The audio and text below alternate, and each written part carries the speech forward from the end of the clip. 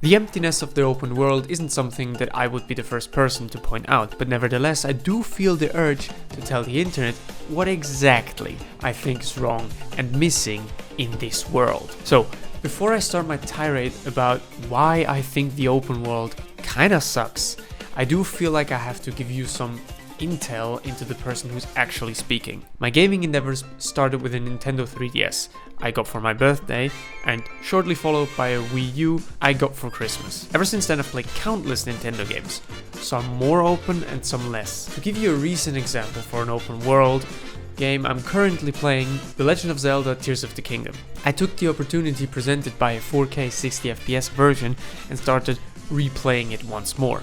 What I'm trying to say is that I don't dislike open worlds and don't shy away from exploring in general. So for me, this makes it even more surprising that I just don't feel any urge at all to explore the open world in this game. This comes down to a few reasons, but the one most present is that missions are just bland and flat out boring. I just don't see the appeal of running or driving from a P-switch to another P-switch and doing either basic time trials or collecting blue coins for the most part. Some of the missions are cool, but we're talking about the clear minority here. Besides, why even P-switches? I know it makes some sense as it's a Mario game, but after all, hear me out, we got all of these NPCs walking and driving around the world anyways. Why not make these interactable and deliver missions that way? What I'm trying to say is that both the missions themselves and the delivery are weak. Nintendo seems to have a tendency to go quantity over quality when it comes to filling an open world. To come back to the example of Tears of the Kingdom, yes, I do feel that some of the shrines aren't really good and just exist to fill some hole in the world, but at least in that game they have some semblance of usage since they also act as teleport points. Here we can just teleport to the tracks and the map itself isn't as big as the one of Tears of the Kingdom, or at least the traversal is way faster. We've talked about missions, quality, but also the rewards are kind of worthless. I personally collected a bit over 10 of everything, as that is the requirement to unlock mirror mode. Because of that I can't 100% verify the following information, but it appears that you don't get anything for 100%ing free roam. Sure, you get some stickers, but I'm talking about actual rewards. You know, like we used to get for Mario Kart 8 for getting 1 or more stars in every Grand Prix. Oh yeah, talking about that, we also get nothing for completing, aka getting gold in everything in Mario Kart World. Which is kind of sad because, I mean, come on.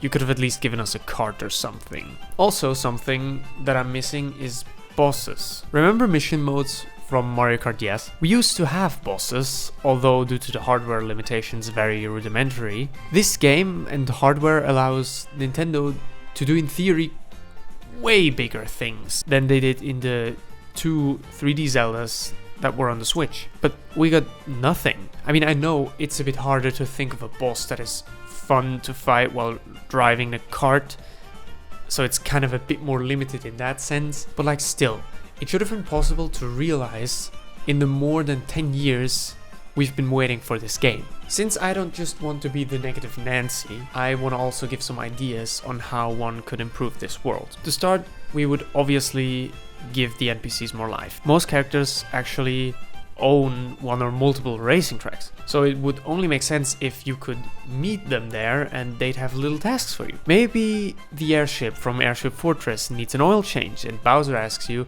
to get him some oil. So you drive down to Shy Guy Bazaar and buy him some oil and bring it back to him. Or maybe on Sky High Sunday, maybe it's in danger of melting away from the sun, which by the way could be an Easter egg to the Angry Sun from the 2D Mario games. So Toadette asks you then to get her a snow cannon. So you then actually drive to DK Alpine and get a snow cannon and then shoot the sun away. What I'm trying to get at here is actually make the world feel like a world and not just an excuse for intermissions. It feels lively in the sense of that things move, but it's kind of like that curvature where the more natural something gets, the more odd it becomes. And the fact that none of these NPCs actually interact with the world besides from walking/driving in them is kind of weird.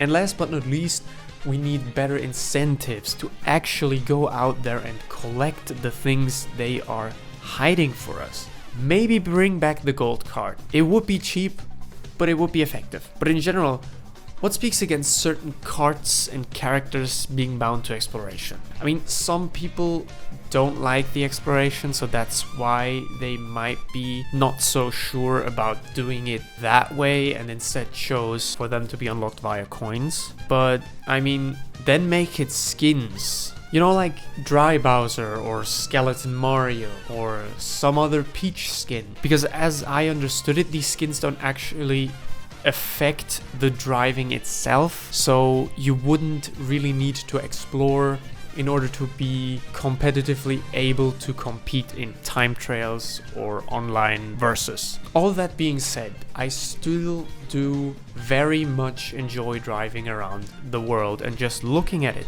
This video isn't meant to downplay the effort or thought that went into this map, and if you enjoy driving around and doing these kind of like Sisyphusian missions, be my guest. I'm always happy if people are enjoying themselves, even if I can't really see why they are.